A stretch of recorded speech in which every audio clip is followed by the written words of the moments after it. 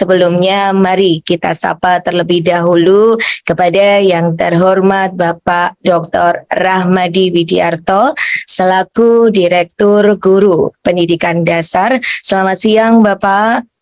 Selamat siang, Assalamualaikum. Waalaikumsalam warahmatullahi wabarakatuh. Kita juga akan menyapa yaitu Ibu Pitria Susanti MPD selaku Kepala Sekolah dari SMPN 5 Pungbulang Kabupaten Garut Provinsi Jawa Barat. Selamat siang Ibu Pitria. Selamat siang Bu. Assalamualaikum warahmatullahi wabarakatuh. Waalaikumsalam warahmatullahi wabarakatuh. Kita juga akan menyapa narasumber kita yang hari ini luar biasa sekali nih Pak Dir dan juga sahabat guru Dikdas. Beliau adalah Bapak Ahmad Wahidul Kohar MPD. Ini langsung live dari Amerika Serikat nih Pak Dir. Beliau saat ini kalau di Amerika kalau nggak salah pukul 1 malam ya Pak Wahid ya. Lebih tepatnya pukul 2 pagi, Bu. Pukul 2 pagi ya, udah ya.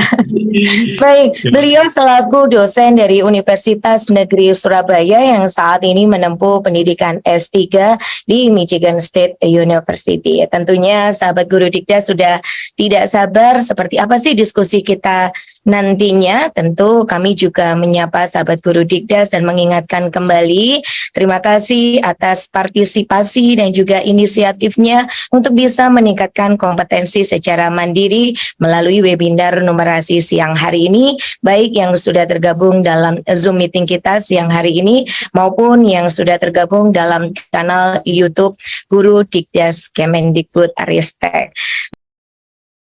Baik, kami juga tak lupa menyapa seluruh kepala dinas provinsi di seluruh Indonesia dan juga kepala dinas kota dan kabupaten dimanapun berada, sahabat guru Dikdas semuanya yang saat ini tengah hadir, juga Bapak Ibu Kepala Sekolah, Bapak Ibu Guru dan juga Bapak Ibu Tenaga Kependidikan yang nampaknya di sekolah juga lagi nonton bareng tayangan webinar numerasi dalam rangka meningkatkan rapor pendidikan dengan lingkungan belajar kaya numerasi. Baik, langsung saja kita menyapa Bapak Dr. Rahmadi Widiarto selaku Direktur Guru Pendidikan Dasar yang akan memberikan arahan sekaligus membuka secara resmi webinar kita pada siang hari ini. Kepada yang terhormat Bapak Rahmadi Widiarto, disilahkan Bapak. Baik, terima kasih Mbak. Ya. Bismillahirrahmanirrahim. Assalamualaikum warahmatullahi wabarakatuh. Selamat siang, salam sehat, salam sejahtera untuk kita semua. Yang kami hormati Bapak Ibu narasumber, Ibu Tria Susanti dari SMPN 5 Pungbulang Kabupaten Garut ya, Jawa Tengah. Kemudian Jawa Barat, maaf ini. Kemudian yang kami hormati ini Pak Ahmad Wahidul Kohar dari UNESA yang saat ini sedang lanjut PhD-nya ini Pak Kidul ya di Michigan State University. Terima kasih. Yang kami hormati Ibu Meli selaku penanggung jawab untuk program literasi numerasi Direktorat Guru Dikdas. Ini Ibu Nurina, kemudian rekan Pak Asep dan teman-teman semua di Direktorat Guru Dikdas. Kemudian yang kami banggakan Bapak Ibu semua, rekan-rekan guru, sahabat GTK, khususnya rekan-rekan guru SMP.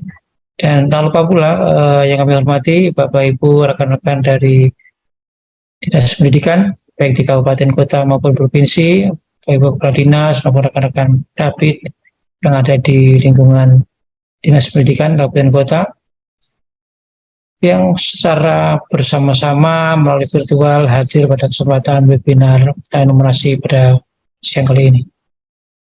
Puji syukur marilah kita panjatkan kehadirat Allah Subhanahu wa taala yang pada hari ini kita masih diberikan kekuatan, diberikan kesehatan untuk bisa bertemu meskipun secara virtual. Kami berharap Bapak-Ibu sekalian dalam kondisi yang sehat, dalam kondisi yang nyaman, atau mungkin ada yang masih di sekolah ya bersama-sama dengan putra-putrinya.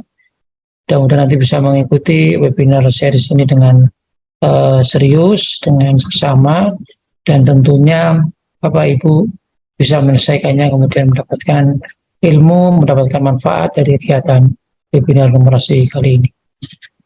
Bapak Ibu sekalian, pemerintah dalam hal ini Kemdikbudristek senantiasa berupaya bagaimana ikhtiar kita untuk mewujudkan profil pelajar Pancasila, pelajar yang beriman, bertakwa kepada Tuhan Yang Maha Esa, berakhlak mulia, berkebinekaan global, mandiri, gotong royong, kreatif, dan berpikir kritis.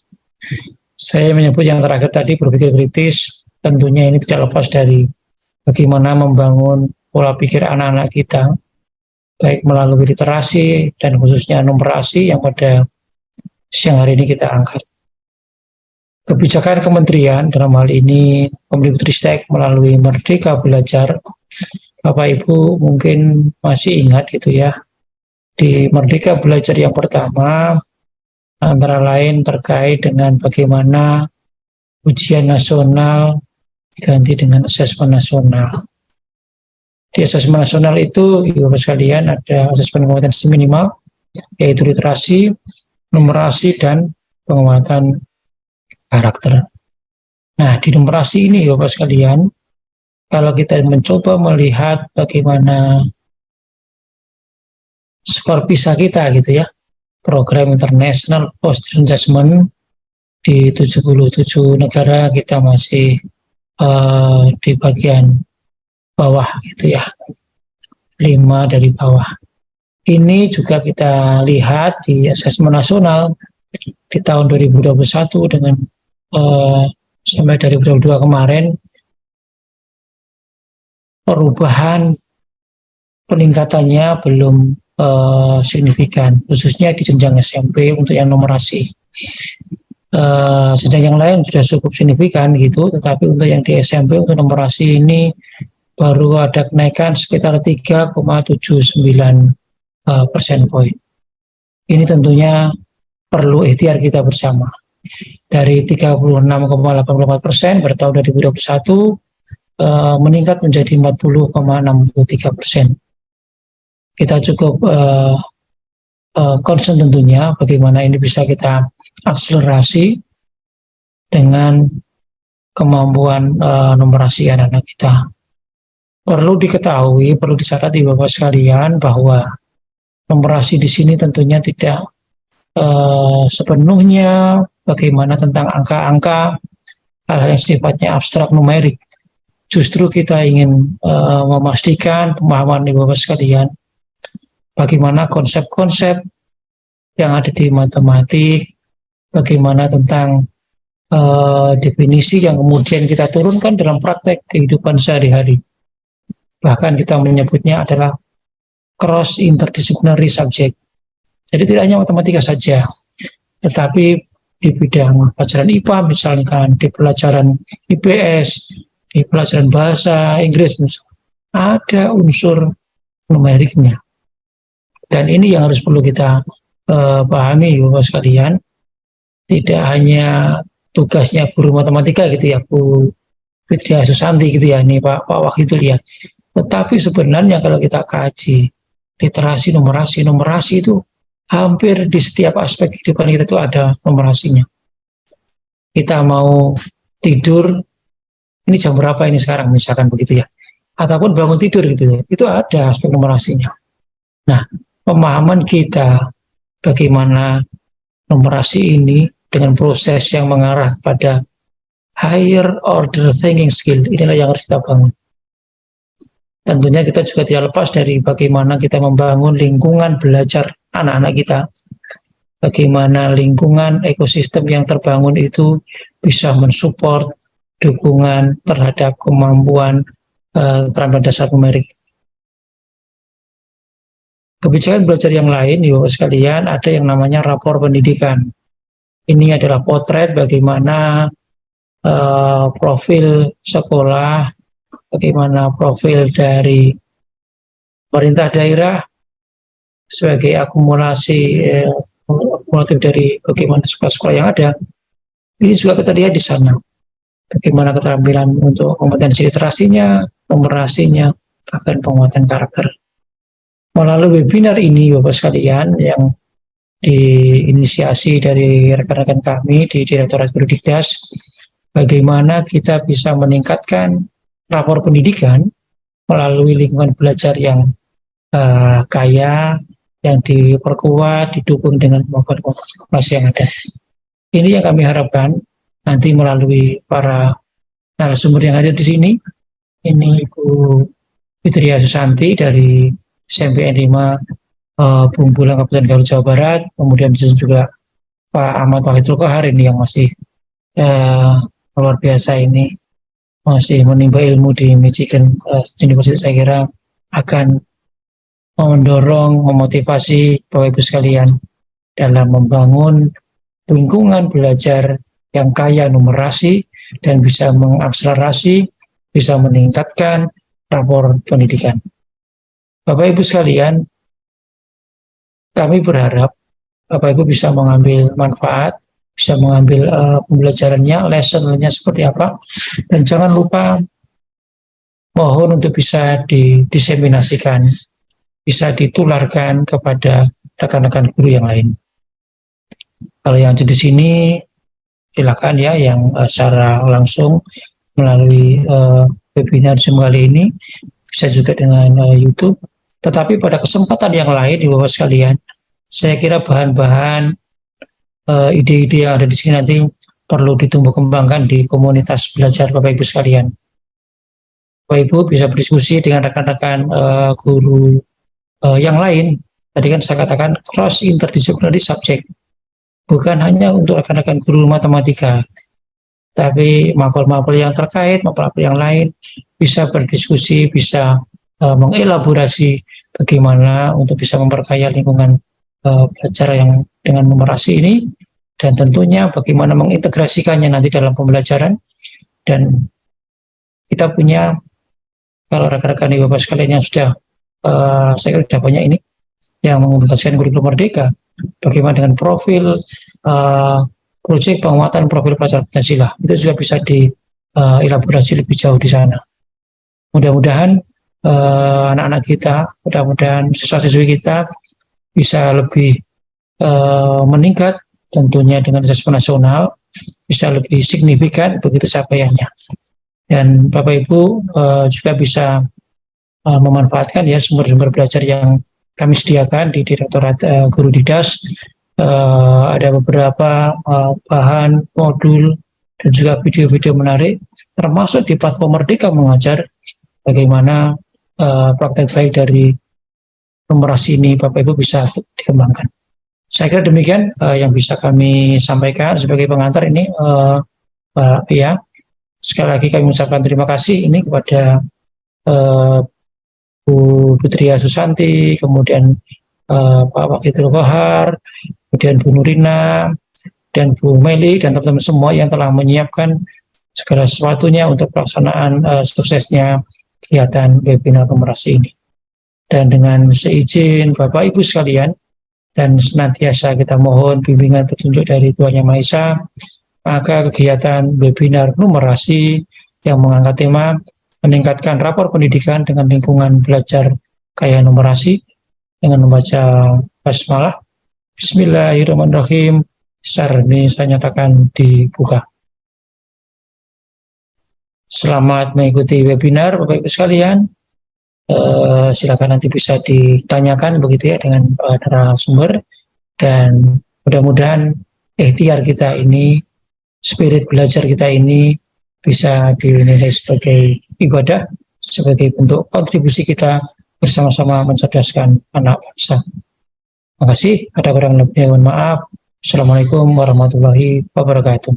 Waalaikumsalam warahmatullahi wabarakatuh. Terima kasih sekali Pak Direktur atas arahannya yang tadi sudah di headline bagaimana kita semua berkontribusi untuk meningkatkan kompetensi baik di bidang literasi maupun numerasi. Dan juga Pak Dir ini mohon izin spill cerita sedikit nih. Ternyata sahabat GTK dan juga sahabat guru Dikdas demi mengikuti mengikuti webinar yang rutin diselenggarakan, ada yang sampai ngungsi cari sinyal nih Pak Dir.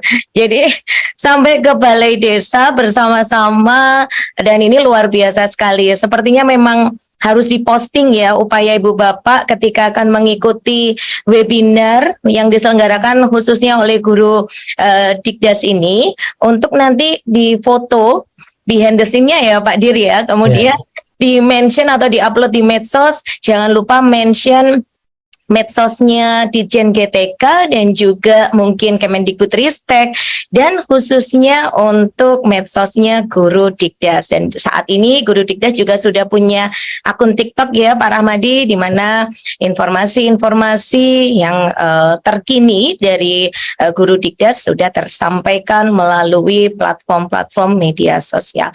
Baik, terima kasih sekali Pak Direktur atas berkenannya untuk memberikan semangat dan juga motivasi kepada seluruh GTK yang saat ini mengikuti webinar kita siang hari ini.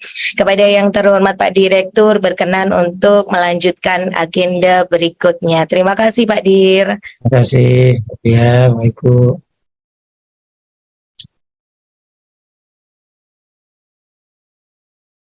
Baik, terima kasih sekali. Tadi kalau kita sudah menyimak arahan dan juga pesan-pesan yang disampaikan oleh Pak Direktur, bahwa nantinya setelah kita memperoleh peningkatan kompetensi secara mandiri, kita diharapkan juga sharing dan nggak perlu insecure nih dengan keberagaman letak geografis, sarana prasarana sekolah, karena yang penting adalah fokus pada aset yang dimiliki. Sama seperti nanti hasil pada rapor pendidikan itu adalah fokus dalam perbaikan mutu pembelajaran di sekolah, khususnya pada kompetensi numerasi. Dan Pak Direktur tadi juga menyampaikan, hello, numerasi bukan hanya untuk pelajaran matematika saja ya, tapi dalam berbagai muatan pembelajaran sekaligus dalam peningkatan karakter, penumbuhan karakter, juga ada muatan-muatan numerasinya. Oke, tidak usah berlama-lama lagi, kita langsung sapa nih narasumber berikutnya, tapi kita juga mengingatkan kembali kepada sahabat Guru Dikdas dimanapun berada, yang mungkin kelupaan belum mengerjakan pretest, hati-hati ya, link pretestnya akan ditutup pada pukul 14 waktu Indonesia Barat. Jadi sekali lagi untuk rekan-rekan yang berada di wilayah Indonesia Timur ataupun wilayah Indonesia Tengah, perlu diperhatikan waktunya untuk mengerjakan pretest hingga pukul 14 waktu Indonesia Barat. Lah, kita langsung sapa nih ya narasumber yang berikutnya, seorang kepala sekolah cukup energik di sebuah kabupaten Garut, tapi inovasi dan praktik baik beliau sangat menginspirasi. Langsung kita sapa kepada yang terhormat Ibu Fitria Susanti. Ibu Fitria, selamat siang. Selamat siang Ibu. Iya, Ibu nanti berkenan untuk menceritakan kepada sahabat Guru Dikdas dimanapun berada nih, upaya-upaya apa saja sih kendala tapi bisa menjadi sebuah inovasi di sekolahnya Ibu, terutama dalam peningkatan kompetensi GTK di bidang numerasi, dalam pembelajaran numerasi, sehingga implikasinya nanti pada hasil rapor pendidikan sekolah. Nah, baiklah sahabat Guru Dikdas dimanapun berada, kita akan menyimak bersama paparan Ibu Fitria Susanti MPD, beliau selaku kepala sekolah yang akan bercerita nih lingkungan belajar yang kaya numerasi di sekolah beliau. Kepada yang terhormat Ibu Fitria, disilahkan Ibu. Baik, terima kasih Ibu. Bismillahirrahmanirrahim. Assalamualaikum warahmatullahi wabarakatuh. Selamat siang Bapak dan Ibu, guru hebat, guru sahabat Guru Dikdas, dan yang saya hormati Bapak Direktur GTK Dikdas, Bapak Dr. Rahmadi, Bapak Ibu Kepala Dinas Kabupaten Kota, Bapak Ibu guru-guru hebat Indonesia yang berada di acara webinar kita hari ini. Salam sehat dan bahagia. Baik, Bapak dan Ibu, izinkan saya menyapa juga Bapak dan Ibu semuanya. Mudah-mudahan Bapak dan Ibu semuanya ada dalam keadaan sehat walafiat.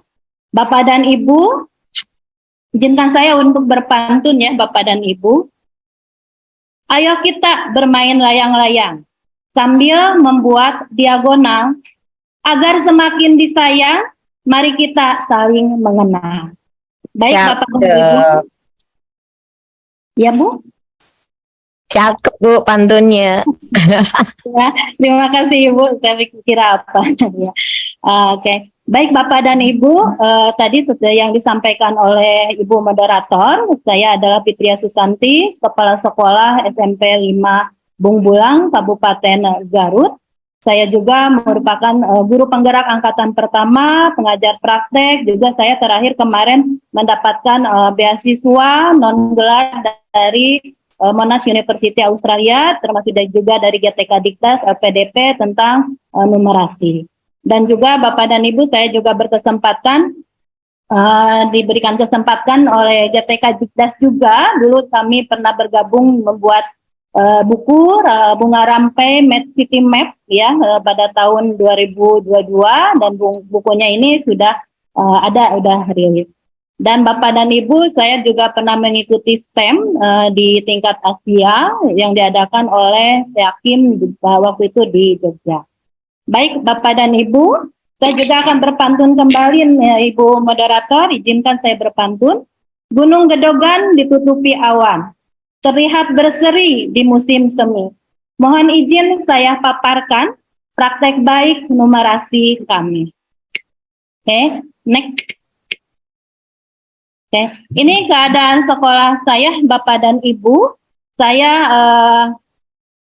di SMP 5 Bung Bulang di selatan kota Garut, Bapak dan Ibu, ke selatan Kabupaten Garut. Perjalanannya kalau dari kota, dari alun-alun kota Kabupaten Garutnya, itu kurang lebih 4 sampai 5 jam. Nah, ada di bawah kaki gunung, Gunung Gedogan namanya, ada di sana, dengan ada asetnya di sana adalah pohon bambu gitu ya, dan juga aset-aset yang lainnya. Selain itu juga Bapak dan Ibu, perlu dicatat juga, anak-anak kami itu ke sekolah berjalan kaki karena tidak ada angkutan umum seperti di kota-kota yang lainnya. Jadi mereka itu berjalan kaki dari, kadang itu muncul dari pas saya datang ke sana itu aneh kok anak-anak keluar dari gunung gitu ya. Ternyata mereka di sana ada kampung gitu ya. Jadi mereka muncul dari gunung sana untuk menuju ke sekolah, atau salah satu angkutan itu adalah motor, jadi mereka diantar oleh orang tuanya, itu pun juga terbatas, tidak semua orang tua di sekolah kami yang emang mempunyai kendaraan. Dan ini Bapak Ibu kondisi keadaan SMP 5 Bung Bulang, Kabupaten Garut. Dan kalaupun misalnya di cuaca musim hujan nih Bapak dan Ibu, sekitar jam 10 atau jam 11 itu udah turun kabut Bapak dan Ibu. Ini kondisi anak-anak lagi istirahat jam pertama, itu jam 10 kurang 10, ini kabut udah turun kalau misalnya kondisinya hujan. Oke, baik, next. Oke, Bapak dan Ibu, rapot pendidikan. Nah, ini rapot pendidikan yang jadi PR mungkin bagi saya sebagai kepala sekolah dan Bapak Ibu kepala sekolah yang lainnya, sahabat guru Dikdas gitu ya. Di dalam rapat pendidikan itu ada yang namanya kemampuan numerasi. Ada indikator-indikatornya tentang kemampuan numerasi tersebut. Bilangan, aljabar, geometri, data, ketidakpastian itu adalah kontennya, dan juga ada mengetahui, menerapkan, menalar itu adalah kognitifnya. Jadi nanti mungkin akan lebih jelasnya oleh Pak Wahid terkait dengan numerasi itu seperti apa gitu ya. Saya hanya akan menyampaikan tentang praktek baik yang pernah kami lakukan di sekolah. Oke, next. Nah, ini Bapak dan Ibu, rapot pendidikan SMP 5 Bung Bulang. Ada kenaikan walaupun tidak terlalu signifikan dari tahun 2022. Kebetulan saya mulai masuk ke SMP 5 Bung Bulang, diberikan tugas tambahan oleh dinas terkait tahun 2022. Gitu ya, bulan Juli. Jadi sekarang kalau misalnya dihitung-hitung saya baru kurang lebih ya ada 17 bulan mungkinnya, mau setahun setengah lah seperti itu. Nah, dilihat dari perubahannya ternyata ada kenaikan walaupun tidak terlalu signifikan ya Bapak dan Ibu sahabat guru Dikdas. itu ada kenaikan dari kemampuan numerasinya itu sebesar 11,98%. Yang awalnya tahun 2022 itu ada 28,89%, ada kenaikan pada tahun 2023 kemarin itu adalah 32,35%, jadi ada 11,98%. Nah, apa aja yang pastilah Bapak dan Ibu, saya pas masuk ke situ melihat, mengamati gitu ya, ada tantangan-tantangannya tersendiri gitu. Kenapa rapat pendidikan nih harus bisa naik? Apa sih tantangan yang ada di lapangannya? Boleh next.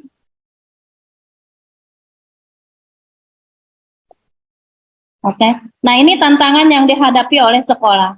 Pertama, Bapak dan Ibu, kurangnya pemahaman warga sekolah, terutama mungkin guru, terkait dengan numerasi.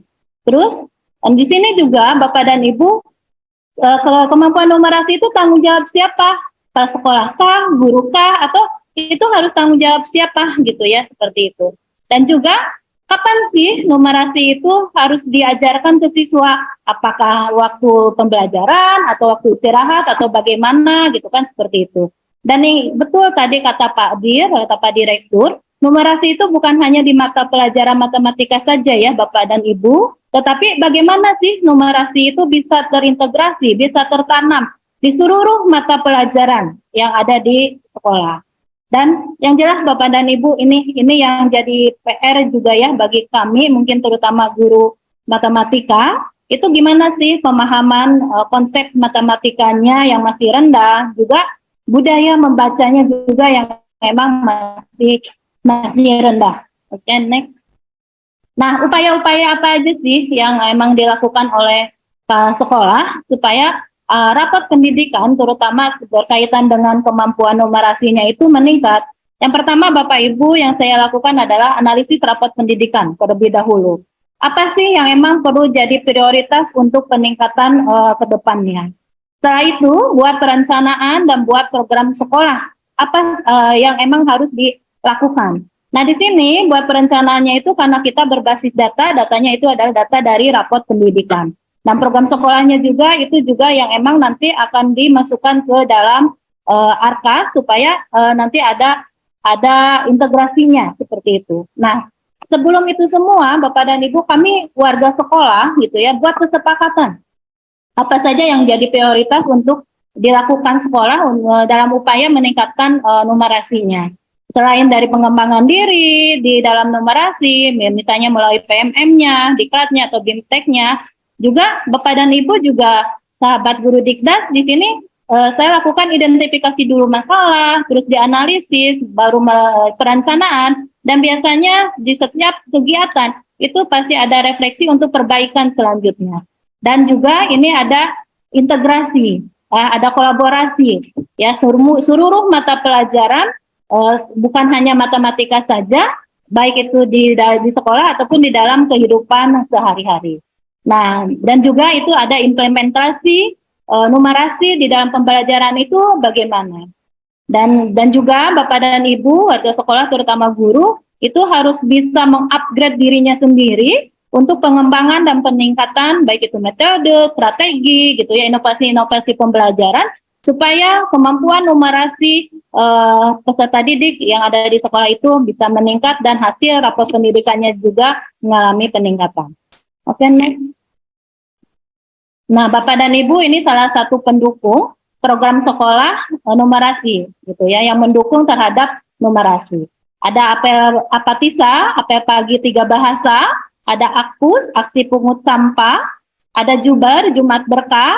Kalau AN itu juga mungkin semua sekolah juga melakukan asesmen nasional, ada P5, proyek penguatan profil pelajar Pancasila, ada pertemuan rutin. Di sini kenapa diadakan pertemuan rutin? Disitulah kita mereview, merefleksi apa kegiatan-kegiatan yang sudah dilakukan, dan juga ada pengembangan diri. Oke, next. Nah, Bapak dan Ibu, mungkin kita nggak kepikir ya, pas kita mau proyek nih, pas proyek itu apa sih numerasinya gitu ya. Saya juga sebelum mengikuti mikrosredensial numerasi kemarin, apa sih gitu ya numerasinya yang masuk nih, bisa masuk nih ke project gitu kan, seperti itu. Nah kemarin setelah saya mengikuti Makrostudensia beasiswa non gelar dari Monash University yang juga dari PDP dan GTK Dikbud, alhamdulillah Bapak dan Ibu, saya mulai banyak sekali pencerahan, banyak sekali ilmu yang saya peroleh, dan saya juga imbaskan ke Bapak Ibu guru yang ada di sekolah itu minimal. Nah, di sini proyek penguatan profil pelajar Pancasila itu ada P5 ini juga Bapak dan Ibu kita include dan kita integrasikan dengan model numerasi abad 21. Di sini yang pertama ini proyek yang pertama ini adalah penanaman di situ saya menanam kayak sayuran Bapak dan Ibu gitu kan, menggunakan memanfaatkan lahan yang ada di sekolah gitu, lahan kosong yang ada di sekolah. Nah, ini dan integrasi numerasinya dengan mata pelajaran apa aja Bapak dan Ibu. Di sini bisa saya gunakan dengan mata pelajarannya IPA, bisa dengan IPS, bisa dengan bahasa. Nah, dengan IPA apa sih numerasinya? Misalnya komposisi antara bibit dengan pupuknya gitu ya. Seperti itu, bagusnya seperti apa. Nah, itu kan itu ada integrasinya gitu kan. IPS-nya ini kultur tanahnya karena kami ada di dataran tinggi, bagusnya ditanamnya tanaman apa gitu ya, seperti itu. Dan bahasanya juga Bapak dan Ibu, di sini anak-anak bisa mempresentasikan hasilnya dari proyek ini. Nah, di sini Bapak dan Ibu, keterampilan apa, matematika apa yang digunakan atau kontennya apa di P5 ini? Bisa pengukuran, bisa menghitung, ada rasio gitu kan, ada pola, ada hubungan, nah, ada bilangan. Nah, apa karakternya nih untuk model numerasi abad 21 ini? Di sini anak siswa itu benar-benar dituntut untuk berpikir kritis. Dia harus kreatif gitu kan, seperti itu. Supaya bagaimana nih supaya tanamannya itu jadi tumbuh subur gitu ya. Jadi anak-anak itu benar-benar harus kreatif, harus berpikir kritis. Nah, alat yang matematika yang digunakannya atau toolsnya di sini adalah hanya kita menggunakan meteran. Kalau di tukang kayu ada ya Bapak Ibu yang meteran yang bisa digunakan, itu bisa kita gunakan untuk memilah-milah, atau misalnya ini bagian kelas kelompok 1, ini bagian kelompok 2 dengan berbagai tanaman yang memang diusahakan berbeda. Jadi kan nanti anak-anak bisa memonitor perkembangan atau pertumbuhan tanamannya.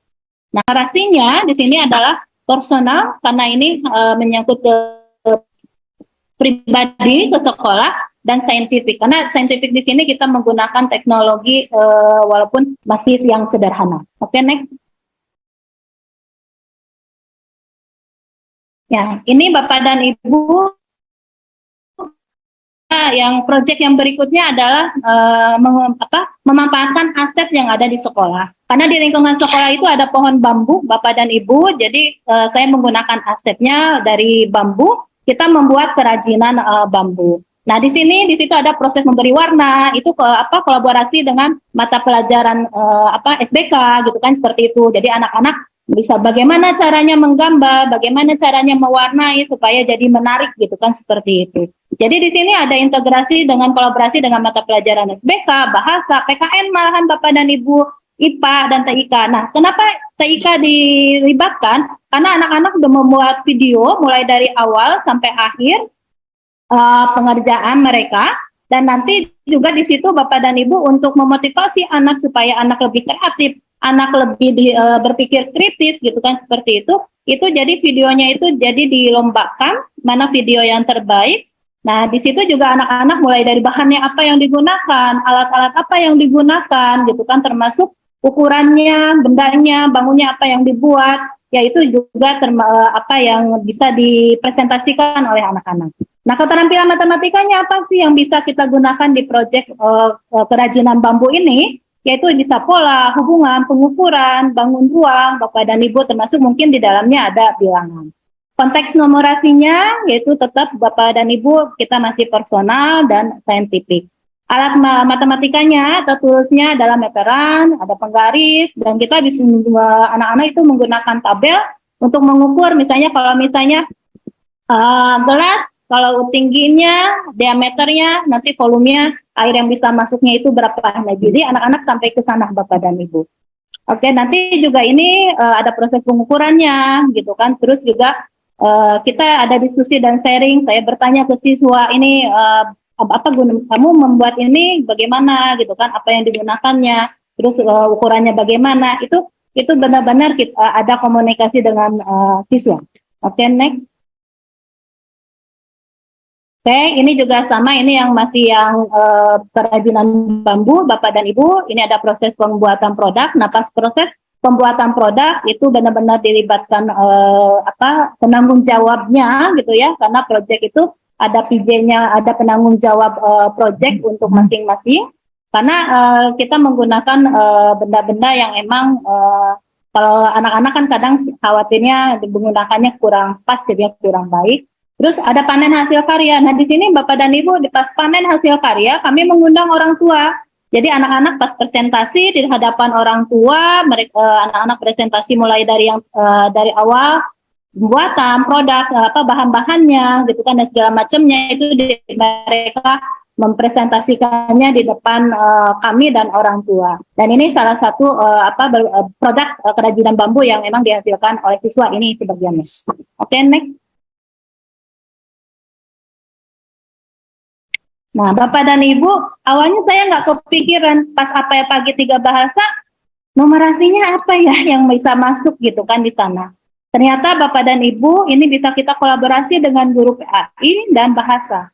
Di sini karakternya anak-anak kan harus percaya diri, karena kan di sini apel 3 bahasa itu yang ke depan itu adalah siswa. Siswa menyebutkan Asmaul Husna untuk PAI-nya. Terus untuk yang bahasanya itu ada, kita gunakan bahasa Indonesia, bahasa Inggris, dan bahasa Sunda sebagai bahasa ibu gitu kan. Jadi pas itu ada tentang janji siswanya, seperti itu. Nah di sini karakternya siswa itu harus percaya diri, harus disiplin juga, harus bisa berpikir kritis. Nah, keterampilan matematikanya apa sih Bapak dan Ibu? Di sini ada pola, hubungan, bilangan. Nah, yang ke depan itu dirandom Bapak dan Ibu. Jadi nggak pas pagi-pagi itu Bapak Ibu guru langsung ini. Ayo sekarang siapa yang tanggal lahirnya ganjil? Nah, mereka ngacung atau tanggal lahirnya genap, tanggal lahirnya prima gitu kan, seperti itu. Atau yang jumlah namanya hanya 4 misalnya. Jadi itu numerasinya di sana Bapak dan Ibu kami gunakan. Jadi Bapak dan Ibu guru menyampaikan itu. Jadi yang ke depan itu nggak dijadwal Bapak dan Ibu. Jadi mereka siswanya harus udah siap menyampaikan Asmaul Husna dan janji siswa. Nah, di sini konteks numerasinya adalah personal. Oke, next, Kak. Izin Ibu Fitria, waktunya tinggal 5 menit lagi, Bu. Oke, siap. Baik, Ibu. Ya. Terima kasih. Nah, ini aksi pungut sampah, Bapak dan Ibu. Aksi pungut sampah juga, ini juga sama. Di dalamnya ada numerasi. Di sini juga bisa gunakan pola, hubungan, rasio, gitu kan, seperti itu. Jadi, anak awal harus mengambil sampah yang ada di lingkungan sekolah, misalnya 5 atau dalam bentuk rentang gitu ya, seperti itu. Oke, next Pak. Nah, ini Jumat Berkah juga sama Bapak dan Ibu, awalnya sholat duha bersama dulu, terus ada tausiah, dan di akhir ada pengumpulan infak. Nah, pas pengumpulan infak juga ini Bapak dan Ibu, anak-anak yang ngitung sendiri gitu kan, oh ya kalau minggu ke ini anak bisa terkumpulnya 50.000, berarti kalau misalnya sebulan dapatnya misalnya jadi berapa, terus anak ada keinginan pengen beli apa, jadi mereka yang emang menentukan sendiri untuk memakmurkan masjid yang ada di sekolah. Oke, next. Nah, ini kalau AN mungkin semua konten itu ada ya di pas pelaksanaan AN, karena itu nanti maksudnya ke raport pendidikan, konteks numerasinya adalah tentang personal. Dan karakternya itu percaya diri, anak itu harus disiplin, juga berpikir bernalar kritis. Next, Pak. Nah, ini Bapak dan Ibu, saya selalu mengadakan pertemuan rutin, ya kalau dengan Bapak Ibu guru itu sebulan sekali, di pertemuan rutinnya, briefingnya, itu hanya di sana kita melakukan refleksi dan RTL atau rencana tindak lanjut apa ke depan yang bisa dilaksanakan terkait dengan pengembangan numerasi yang ada. Kalau ke orang tua itu menyampaikan perkembangan siswa, ya hasil belajar siswa, baik itu secara akademik maupun secara non akademik. Karena kami setiap bulan itu ada student of the month dan ada teacher of the month, gitu kan, seperti itu. Oke, next. Nah, ini pengembangan dirinya, salah satunya bisa dengan diklat, workshop. Untuk pengembangan diri, Bapak Ibu guru bisa sharing antara sesama guru, atau kami mengundang narasumber dari luar atau Bapak Ibu pengawas gitu ya, yang memang bisa memberikan pengembangan, memberikan informasinya atau sharing informasinya dengan kami di sekolah. Oke, ya. Baik, Bapak dan Ibu guru, itu mungkin yang bisa saya sampaikan terkait dengan praktek baik di SMP 5 Bungbulang, Garut. Terima kasih atas waktu yang diberikan. Assalamualaikum warahmatullahi wabarakatuh. Saya kembalikan ke Ibu moderator. Baik, Waalaikumsalam warahmatullahi wabarakatuh. Waduh, tadi menarik sekali ya apa yang disampaikan oleh Ibu Fitria selaku Kepala Sekolah SMPN 5 Bungbulang ya Bu ya. Bungbulang, betul. Bu, tadi ada satu deh yang sangat menarik nih, cukup men-trigger kita semua.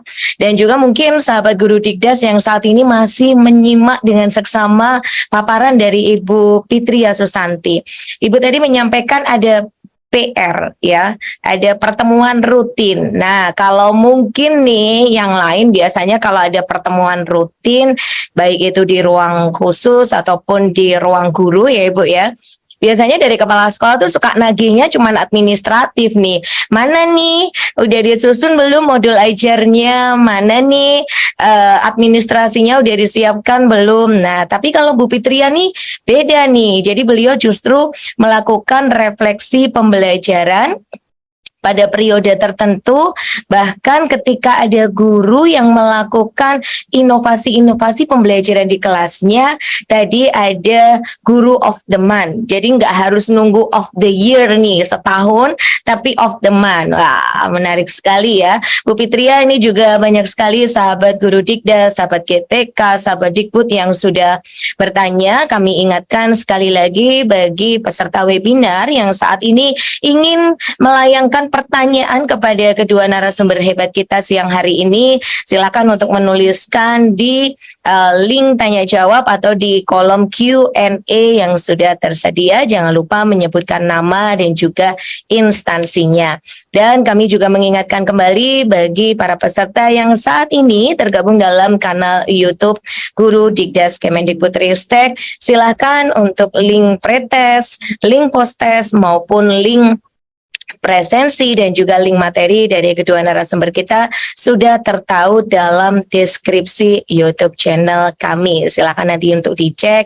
Dan bagi yang masih terkendala untuk mengisi pretest, karena nanti masih ada kesempatan ya, kurang lebih 10 menit lagi, tepat pada pukul 14 waktu Indonesia Barat, link pretest akan resmi ditutup dan tidak bisa diisi kembali. Itu sebagai salah satu persyaratan untuk bisa menerbitkan sertifikat bagi Ibu dan Bapak yang saat ini telah mengikuti webinar numerasi pada siang hingga sore nanti. Baiklah, kita juga akan menyapa nih narasumber kedua kita yang gak kalah keren. Selamat siang Pak Wahid. Selamat siang Bu Fia. Iya, masih tune in ya Pak, nggak ngantuk kan? Masih semangat. Masih sekitar jam Pagi. 3-an ya, jam Ya, kan 3 pagi. pagi, udah menjelang subuh. Oke lah, Pak Wahid. Tapi sebelum kita mendengar paparan dari Pak Wahid nih, boleh dong di-spill sedikit. Ketika Pak Wahid menempuh, Pak Wahid kan guru juga ya, meskipun dosen kan pengajar juga nih. Ketika udah berada di Michigan State University, mindset apa sih yang kemudian baru Bapak mungkin temukan? Oh iya ya, ternyata mengajarkan matematika, mentransfer ilmu ke mahasiswa ataupun peserta didik, karena kan dosen juga ada pengabdian masyarakat ya Pak. Mungkin Bapak juga pernah berinteraksi dengan siswa dan guru tentunya. Ada hal unik apa yang kemudian baru ketemu nih di sini sebelum kita menyimak paparan Pak Wahid. Silakan Bapak. Wah, pertanyaan menarik dari Bu Fia ya. Jadi saya di sini sudah sekitar 2 bulan Bu Fia. Sudah mulai Mhm. sejak September kemarin datang ke sini untuk menempuh studi S3 di Michigan State University. Jadi selama 2 bulan terakhir ini banyak pengalaman yang luar biasa, sangat menambah khasanah saya dalam berwawasan, dan kemudian nanti saya ingin juga terapkan ketika kembali ke Indonesia, baik untuk pendidikan guru di universitas maupun pendidikan guru di misalkan di luar sekolah, misalkan seperti itu. Jadi kemarin saya mengenal namanya istilah funds of knowledge, jadi sebuah pengetahuan yang itu bisa diciptakan yang sudah ada di komunitas tertentu, yang kemudian pengetahuan itu sangat unik dan kemudian bisa menjadi trigger atau konteks dari pembelajaran yang ada, terutama di matematik. Nah, ini sangat relevan dengan konsep kita di numerasi, di mana kalau numerasi itu kan sangat menekankan pada penggunaan konteks yang bermakna.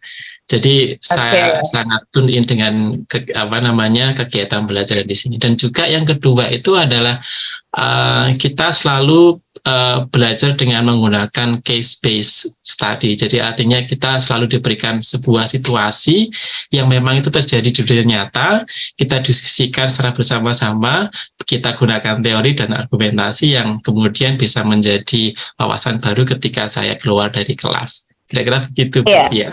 Mungkin kalau tadi mendengar spill sedikit cerita dari Bapak, kayaknya relevan juga dari paparan Bu Fitria Susanti yang tadi ketika murid-murid beliau membuat cangkir dari bambu tuh saya jadi keinget nih, wah iya ya, seringkali loh kita itu tanpa menyadari karena kita nggak punya ukuran yang ideal kalau gelas sekian untuk menampung berat atau volume air sekian itu harus gagangnya atau pegangannya tuh kekuatannya seperti apa ya nggak sih, sehingga sering terjadi Betul. gagangnya tuh suka kotor gelas itu gitu kan. Nah itu juga numerasi ya ternyata. Betul. Mungkin seperti yang tadi Pak Wahid ceritakan by case karena itu konteks dalam kehidupan kita sehari-hari. Baik Pak Wahid, nampaknya dari trigger atau spill cerita sedikit tadi udah cukup menarik nih. Nah silakan untuk Pak Wahid memaparkan apa sih yang nantinya bisa menginspirasi sahabat guru Dikdas dimanapun berada. Kurang lebih 30 menit ke depan Bapak Wahid akan memaparkan materinya. Kepada yang terhormat Pak Wahid, disilahkan Bapak. Baik, terima kasih Bu Fia yang sudah memberikan waktu dan kesempatan kepada saya untuk melanjutkan paparan dari Bu Fitria Susanti yang tadi sudah luar biasa menyampaikan paparan tentang best practice yang ada di sekolah beliau. Assalamualaikum warahmatullahi wabarakatuh. Selamat siang Bapak Ibu semuanya. Yang terhormat Direktur Guru Pendidikan Dasar Bapak Dr. Rahmadi Widiharto, yang saya hormati segenap jajaran pimpinan dan rekan-rekan dari Direktorat Guru Pendidikan Dasar, dan tentu saja yang kami banggakan para sahabat guru Dikdas di seluruh Indonesia, sahabat numerasi. Baik Bapak Ibu sekalian, izin saya share screen. Jadi saat ini saya berprofesi sebagai dosen dari Universitas Negeri Surabaya yang sedang menggunakan beasiswa pendidikan Indonesia dari Kemendikbudristek-Dikti untuk menempuh studi di Michigan State University di bidang pendidikan matematika. Nah, bidang ketertarikan riset saya juga sebenarnya masih sangat relevan dengan yang akan saya bicarakan pada siang hari ini, yaitu tentang numerasi atau literasi matematik, dan tentang bagaimana sih mengajukan atau mendesain masalah matematika yang berbasis konteks dan kemudian secara matematik juga kaya. Kira-kira begitu yang sedang saya akan lakukan begitu di studi program di PhD ini. Nah, saya mengangkat tema yaitu bagaimana sih kita mengembangkan lingkungan belajar kaya numerasi begitu ya, sesuai dengan yang disampaikan oleh Pak Direktur dan kemudian dilanjutkan oleh Bu Fitria tadi. Nah, sebagai gambaran yang akan saya bawakan pada siang hari ini ada 4 macam. Yang pertama tentang bagaimana sih numerasi di lintas kurikulum begitu. Kemudian bagaimana kita mengembangkan lingkungan belajar yang kaya numerasi. Kemudian secara praktik ya, itu pembelajaran yang kaya numerasi seperti apa ya. Karena utamanya secara konten itu kan ada di matematik, maka nanti kita akan membahas bagaimana di pembelajaran matematika dan juga bagaimana pembelajaran lintas disiplin, yang dimana tadi sebenarnya sudah banyak diberikan contoh secara nyata oleh Bu Putria bagaimana pembelajaran yang berorientasi numerasi dilaksanakan di sekolah. Kemudian yang keempat yaitu tentang penguatan program sekolah yang kaya numerasi gitu. Sebenarnya yang akan saya paparkan lebih kepada memberikan contoh tambahan ya, karena tadi sudah sangat baik disampaikan oleh Bu Putria tentang praktik-praktik baik yang dilaksanakan di sekolah beliau. Nah, kita awali dulu dengan diskusi sebentar tentang bagaimana kita, mungkin Bapak Ibu yang pernah melihat soal ini atau bahkan mengerjakan cukup familiar begitu ya. Ini soal ini sudah menjadi semacam tagline bagi soal yang berbasis literasi matematik atau numerasi, yang dimana ini dikembangkan oleh PISA begitu ya. Jadi ada sebuah soal begitu, kita diminta untuk menentukan lintasan balap mobil yang paling sesuai ya berdasarkan grafik yang diberikan, di mana grafik tersebut menunjukkan hubungan antara jarak sepanjang lintasan oleh sebuah mobil balap dan kemudian kecepatan yang ditempuh oleh mobil balap tersebut. Nah, kalau di sini kan angkanya atau bilangannya tidak terlalu digunakan atau tidak dihitung begitu ya gampangannya ya. Jadi lebih kepada hanya disajikan tapi tidak ada perhitungan ya secara detail begitu. Nah, kalau kita ingin menjawab soal ini, tentu saja kita perlu memahami bahwa apa sih makna dari cekungan yang ada di grafik ini gitu kan ya. Kalau serta-merta hanya sekedar menampilkan grafik ya itu sesuai dengan yang ada di gambar, maka cenderung akan menjawab jawabannya E begitu kan ya. Oh, akan sama seperti itu. Tapi bagi mereka yang sudah paham secara kontekstual dari cerita ini, maka dia akan memahami kalau sebuah mobil itu kan biasanya kalau misalkan ada cekungan yang mendadak semakin runcing atau semakin tajam cekungannya ya, tikungannya, maka biasanya mobil akan cenderung untuk mengurangi kecepatan begitu kan ya, dan lebih cepat, percepatannya lebih besar daripada yang misalkan cekungannya lebih kecil. Jadi ada pengetahuan kontekstual yang kemudian perlu digunakan oleh penyelesai soal yang dalam hal ini siswa untuk mengerjakan soal semacam ini. Nah, di sini kalau kita bayangkan, jadi ada informasi yang tidak diberikan, tapi sebenarnya dibutuhkan oleh siswa, kan gitu ya.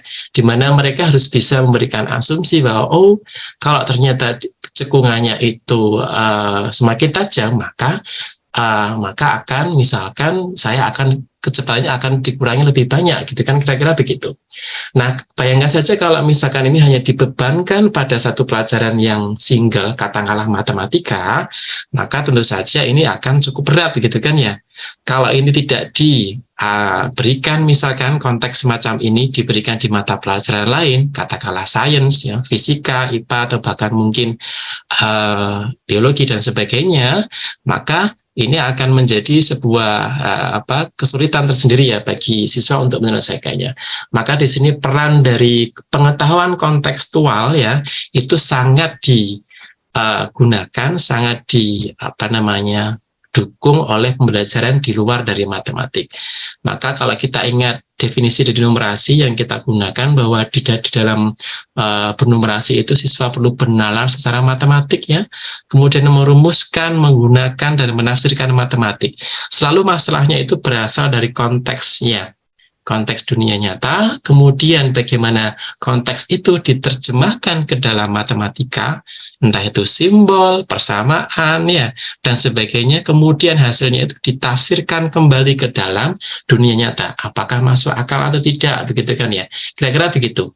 Jadi itu kita perlu pahami proses kognisi ini supaya supaya kita dalam mendesain pembelajaran itu memenuhi 3 proses yang diharapkan dalam numerasi ini. Nah, maka kita ingat tadi sudah disinggung oleh Bu Putria tentang model numerasi abad 21 gitu ya. Jadi di mana kalau kita lihat yang berwarna biru itu kan yang menjadi sentral gitu ya, atau pusat perhatian dari model numerasi ini, di mana konteks tadi ada personal, pribadi, saintifik, sosial, budaya itu menjadi starting point begitu ya, atau titik awal dari sebuah pengembangan kemampuan numerasi siswa, kira-kira begitu. Kemudian kita terjemahkan ada karakter profil Pancasila ya, yang tadi sudah banyak juga dijelaskan contohnya oleh Bu Fitria.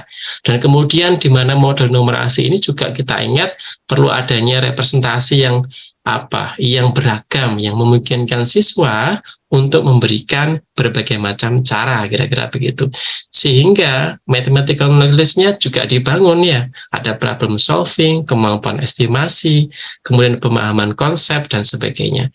Nah, kalau kita lihat bahwa model numerasi ini cukup menjadi dasar bagi pengembangan kurikulum numerasi lintas kurikulum atau numeracy across the curriculum, yaitu penerapan numerasi secara konsisten dan menyeluruh di sekolah untuk mendukung pengembangan numerasi bagi peserta didik. Kita lihat bahwa di sini ada, kalau kita lihat konteksnya, ada berbagai macam ini, ya. Ini menunjukkan bahwa lintas disiplin yang tidak hanya dibebankan oleh matematik itu sungguh diharapkan diterapkan dalam pengembangan numerasi siswa, kira-kira begitu. Nah, jadi mengapa strategi numerasi lintas kurikulum itu perlu diterapkan ya? Jadi banyak sumber atau peneliti juga mengatakan bahwa di mana sistem persekolahan itu pengembangan numerasinya itu memerlukan pengalaman dalam penggunaan matematika di luar kelas matematik. Jadi tidak hanya di dalam kelas matematik, tapi di luar kelas matematik ya. Karenanya memerlukan komitmen lintas kurikulum. Yang kemudian selanjutnya, untuk menjadi siswa yang numerate ya atau literate secara matematik, maka siswa itu perlu dilibatkan dalam aktivitas dalam berbagai konteks ya, di semua mata pelajaran sekolah ya. Apakah itu bahasa, IPA, agama, bahkan tadi juga ada penjaskes misalkan, bukan hanya matematik ya. Jadi ini secara teoretik juga sangat disarankan oleh para ahli ya. Mengapa kita perlu menerapkan strategi numerasi lintas kurikulum. Sehingga bagaimana sih kita bisa mengembangkan lingkungan belajar kaya numerasi? Maka tadi kita singgung, siswa peserta didik perlu dibawa dari konteks dunia nyata yang tidak hanya dari sekolah tapi juga luar sekolah. Ya. Nah, kemudian bagaimana secara praktik kita bisa mengembangkan lingkungan belajar yang kaya numerasi? Maka secara ada 3 rekomendasi yang bisa kita gunakan ya. Yang pertama itu adalah siswa diminta untuk berpikir mandiri, di mana siswa itu bisa belajar untuk mengambil keputusan sendiri gitu ya, terhadap situasi yang ada gitu ya. Dan tidak hanya bergantung pada misalkan orang lain ya, pendapat orang lain, tapi dia juga punya pendapat yang kemudian diikuti dengan alasan yang argumentatif. Kemudian yang kedua adalah mengambil resiko ya. Jadi siswa itu, peserta didik perlu juga diberikan pengalaman terhadap situasi-situasi yang melibatkan ketidakpastian ya, atau tadi Bu Fitria mengatakan ada uncertainty gitu ya Bu Fitria ya. Jadi ketidakpastian itu artinya adalah belum tentu hasilnya itu sudah sesuai dengan ekspektasi kan ya. Kita tidak bisa menduga betul hasilnya seperti apa, tapi artinya mereka bisa mengambil resiko dengan memberikan atau berpengalaman mengalami pembelajaran yang menurut mereka mengambil keputusan ya. Nah, yang ketiga adalah penyelidikan kritis untuk membelajarkan numerasi. Jadi tergantung pada bagaimana kita mendesain tugas yang dapat mengembangkan kemampuan numerasi peserta didik ya. Daripada hanya misalnya bertanya berapa luas dari sebuah area sawah gitu ya, itu akan lebih bermakna ketika kita membandingkan ya bagaimana si sawah sebuah di area tertentu bisa berkembang dengan baik ya, panen dengan melimpah dan sebagainya. Nah, kira-kira seperti itu. Jadi ada beberapa pertanyaan yang bisa kita gunakan dalam mendesain pembelajaran yang dapat menggunakan penyelidikan kritis, seperti apakah solusinya efektif ya, kemudian bagaimana jika solusimu itu diganti dengan solusi lain ya. Selalu ada perbandingan dari kegiatan-kegiatan atau pengalaman kognitif lain yang kemudian bisa digunakan sebagai cara siswa untuk melakukan pendidikan secara kritis gitu ya. Jadi dengan kata lain, pertanyaan-pertanyaan yang menuntut higher order thinking skill itu sangat disarankan dalam kasus ini. Nah, kemudian Bapak Ibu, kita akhirnya punya 3 pertanyaan ya. Bagaimana, sudahkah kita memberikan kesempatan kepada siswa didik untuk berpikir mandiri? Apakah sudah bisa pembelajaran yang mengambil resiko begitu?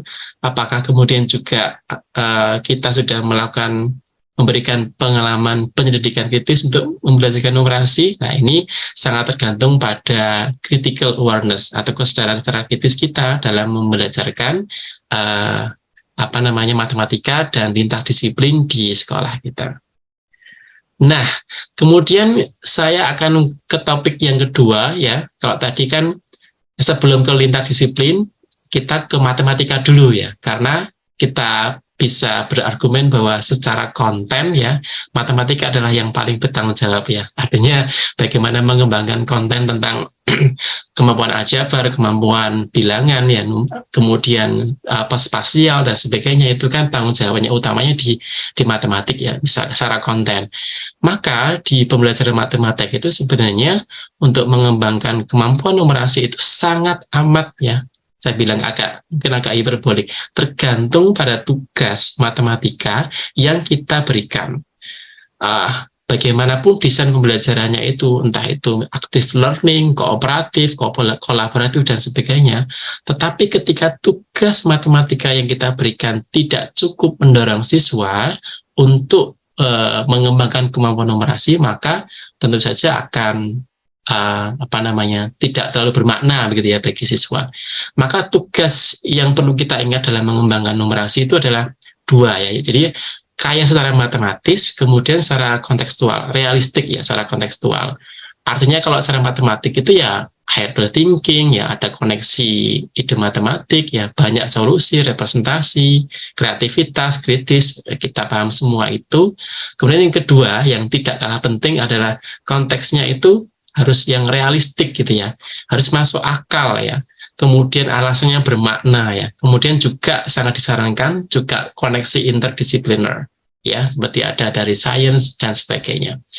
Kita lihat contohnya dulu Bapak Ibu, sahabat numerasi dari seluruh Indonesia, kita kritisi soal begini ya. Jadi apakah tugas di atas berpotensi mengembangkan numerasi siswa begitu? Nah, jadi ada sebuah contoh soal cerita gitu ya. Pak Rudi adalah seorang petani ikan lele yang memiliki 2 tambak. Selama panen ikan lele dihasilkan lebih banyak oleh tambak yang lebih luas. Jika kedua tambak tersebut diilustrasikan oleh gambar di samping, tambak manakah yang lebih luasnya? Nah, itu kan mungkin secara matematik ya, karena bentuk dari 2 bangun itu cukup kompleks ya. Karena kan gabungan ya kan dari berbagai macam segi 4 dan segi 3, maka mungkin secara matematik bagi siswa tertentu akan lebih menantang ya, walaupun ini juga sebenarnya sangat debatable juga ya. Tadi kita lihat konteksnya dulu.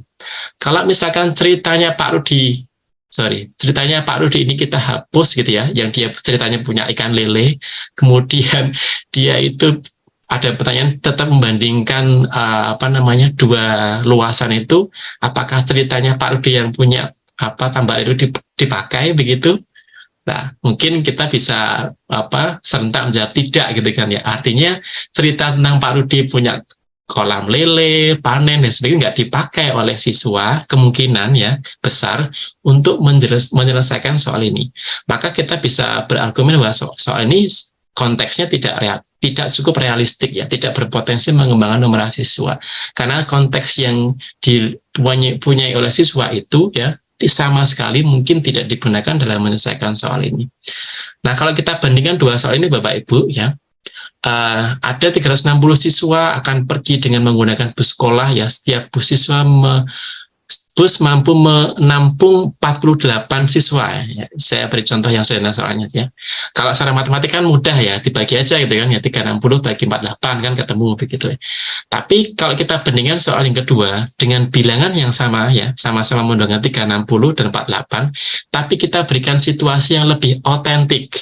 Otentik itu artinya adalah benar-benar terjadi di dunia nyata yang memang itu secara kemungkinan ya terjadi itu lebih besar ya daripada tidak terjadi kan gitu ya.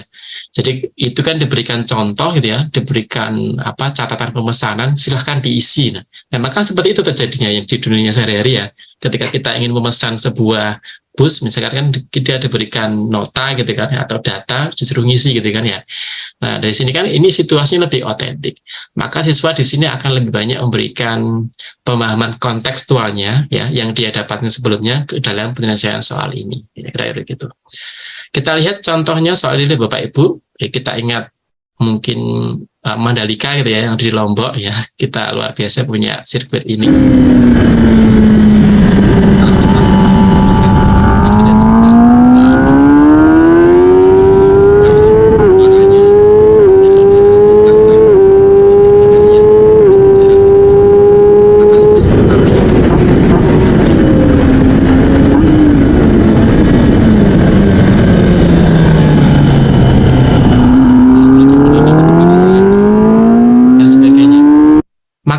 Dan kita punya banyak konteks juga di sini yang kita jadikan sebagai bahan pelajaran, seperti misalkan track dari sirkuit Mandalika itu juga kita punya menggabungkan juga dari informasi di internet tentang batas minimal dari sebuah mobil balap begitu kan ya. Maka kita punya pertanyaan dari konteks ini, penyelidikan kritis apa yang dapat digunakan untuk mengembangkan numerasi siswa ya dari soal-soal konteks ini. Nah, dari sini Bapak Ibu bisa mendesain ya. Soalnya seperti apa. Nah, Oke. Nah, salah satu contohnya adalah tadi ya kita bisa mendesain soal itu tugasnya dengan misalkan dari bentuk grafiknya kemudian ada sajian dari dari sirkuitnya seperti apa, maka kita diminta untuk menentukan ya kira-kira di antara ini mana yang paling menggambarkan situasi dari grafik ini. Dan sangat mungkin Bapak Ibu juga punya banyak cerita inspirasi ketika membuat tugas matematika yang bisa mengembangkan numerasi dari konteks sirkuit Mandalika. Dan banyak sekali lagi funds of knowledge tadi yang saya singgung di awal sangat mungkin dikembangkan dari komunitas di mana peserta didik Bapak Ibu belajar. Nah, kemudian yang ketiga, ide saya yang ketiga adalah bagaimana kita menguatkan numerasi. Kalau tadi kan di pembelajaran matematik, sekarang bagaimana kita menguatkan numerasi di lintas disiplin gitu ya. Jadi ada 3 rekomendasi menurut ahli yang bisa kita gunakan. Yang pertama itu adalah mengidentifikasi aspek atau unsur numerasi yang dapat dilakukan penguatan dalam mata pelajaran selain matematik ya. Kemudian yang kedua merancang pengalamannya, kemudian supaya nanti match ya atau cocok dengan matematik, kita juga gunakan istilah atau terminologi matematik yang dengan tepat di mata pelajaran matematik. Kalau kita menggunakan perbandingan nilai di matematik, maka kita juga kenalkan juga istilah itu misalkan di pelajaran yang lain ya, di IPA, di sains dan sebagainya.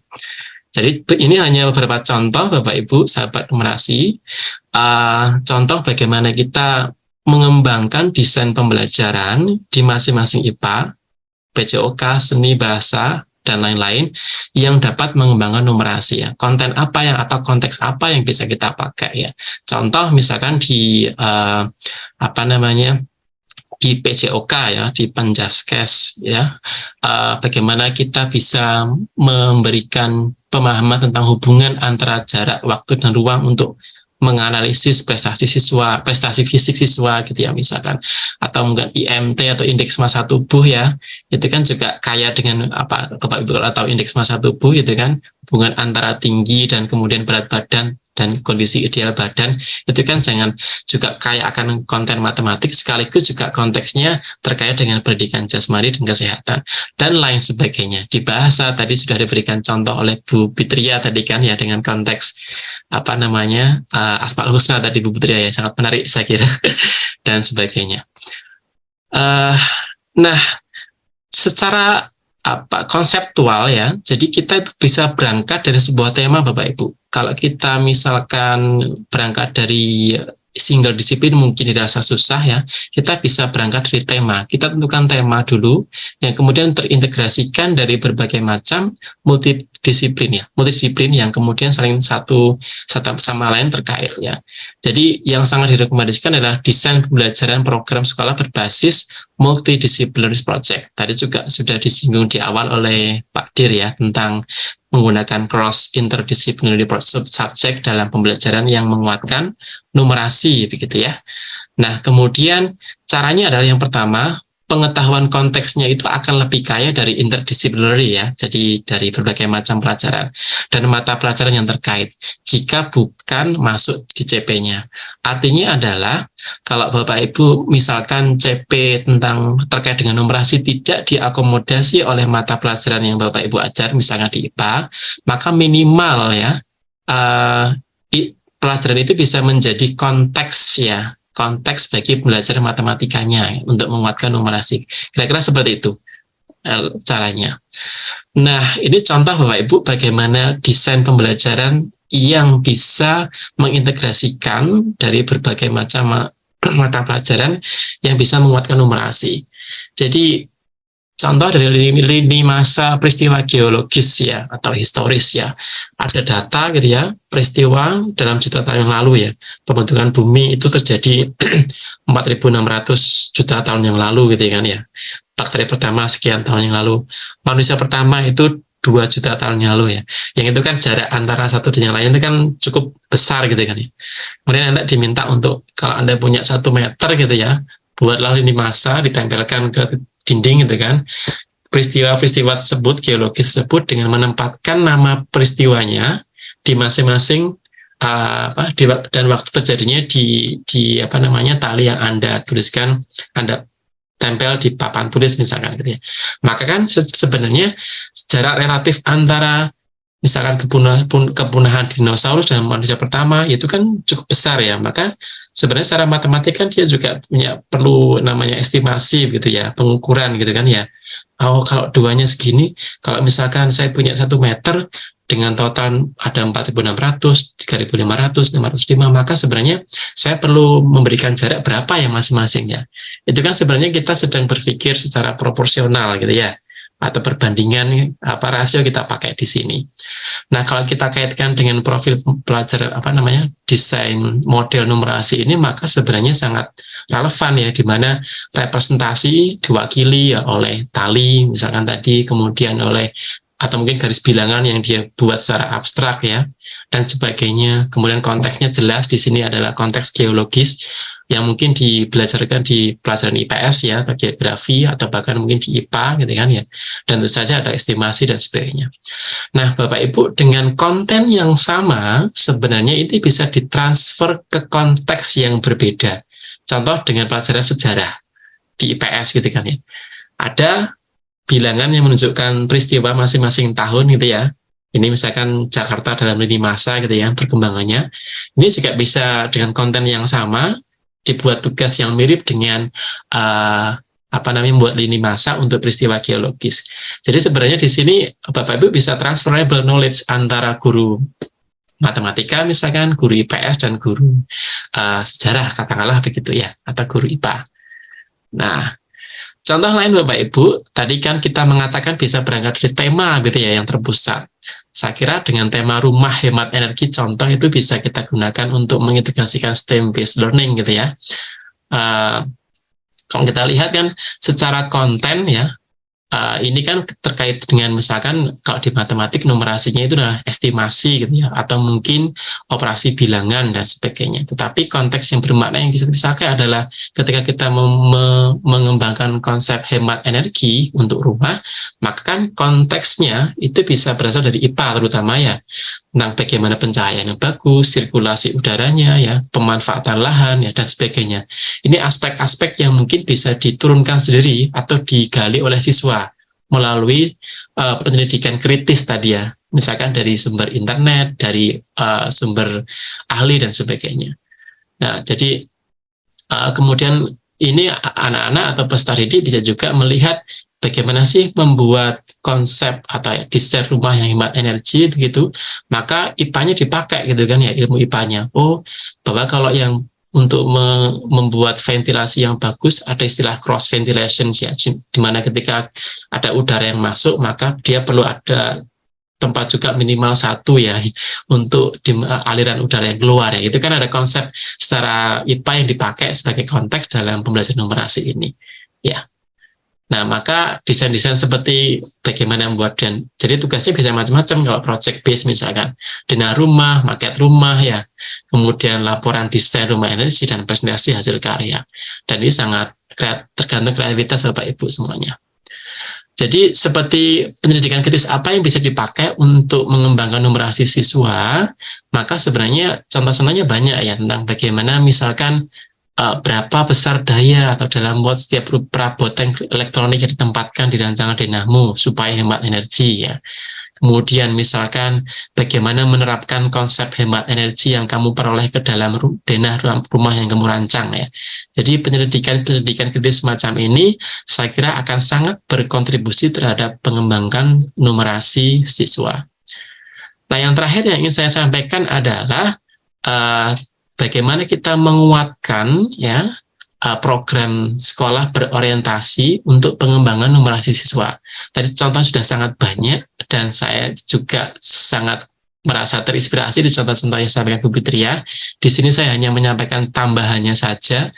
Jadi Bapak Ibu kadang-kadang perlu ada yang namanya labeling ya. Artinya labeling itu kita beri nama dari program yang kita berikan di sekolah sehingga itu menjadi unik ya, yang mungkin bisa menjadi contoh bagi sekolah-sekolah lain. Contoh ada market day, ada pojok numerasi ya, misalkan itu kreativitas, ada STEM fair di mana misalkan pameran terkait hasil karya project tiap semester di akhir tahun misalkan ya, di mana itu mengundang siswa, stakeholders ya, atau mungkin orang tua siswa untuk memberikan apresiasi, di mana itu kesempatan siswa juga untuk mempresentasikan hasil karyanya ya. Ketika ada pertanyaan dari orang tua, kok bisa seperti ini? Nah, maka sebenarnya kemampuan numerasinya juga sedang diuji pada waktu itu. Ada art exhibitions ya, dan sebagainya. Jadi program-program yang bisa digunakan sangat mungkin bisa, artinya adalah Bapak Ibu bisa minimal ada 3 cara ya yang bisa dikembangkan numerasi. Yang pertama adalah melalui pembelajaran matematika itu sendiri yang menggunakan tugas yang kontekstual sekaligus kaya secara matematik. Yang kedua adalah pendekatan multidisipliner, artinya Bapak Ibu menguatkan numerasi dengan cara pembelajaran lintas disiplin ya, yang tidak hanya matematik tapi juga pelajaran lain. Yang ketiga adalah penguatan program program sekolah yang memang itu secara terintegrasi ya, yang kemudian diakses secara bertahap atau dinilai, dievaluasi setiap 1 semester, 1 tahun dan sebagainya, yang sangat berpotensi untuk mengembangkan numerasi siswa. Demikian paparan dari saya Bapak Ibu, sahabat numerasi yang luar biasa. Nanti jika ada pertanyaan, diskusi, kita akan sangat terbuka. Saya kembali lagi kepada Bu Fia. Terima kasih Bu Fia.